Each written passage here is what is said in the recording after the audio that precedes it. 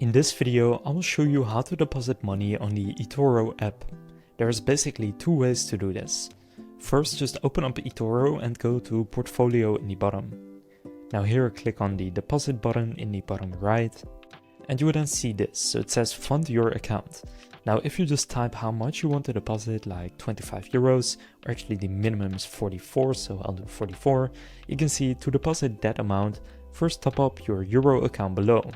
Now you can do that if you want, so you can click on add funds to your Euro account here, but there's an easier way to top up your account.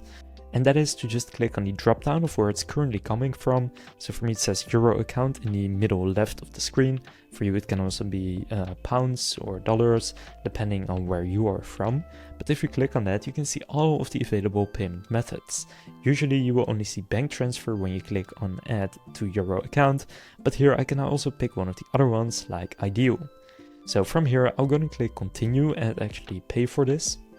And then after paying, it will redirect you to eToro, and it then says deposit completed.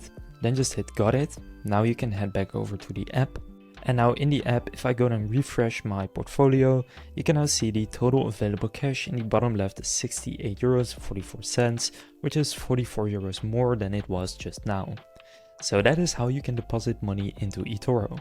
Now by the way, if you're wondering, you can also do it by clicking deposit, then here clicking add funds to your Euro account, and then it works pretty much the same way, except here you can only use easy bank transfer, but the benefit is that you can do amounts less than 44 euros. The minimum here is only 9 euros instead of 44 if you do it in the previous way. So now you know how to deposit money in the eToro app. If this video was helpful, please consider leaving a like and subscribing to my channel. With that being said, I will see you in the next video.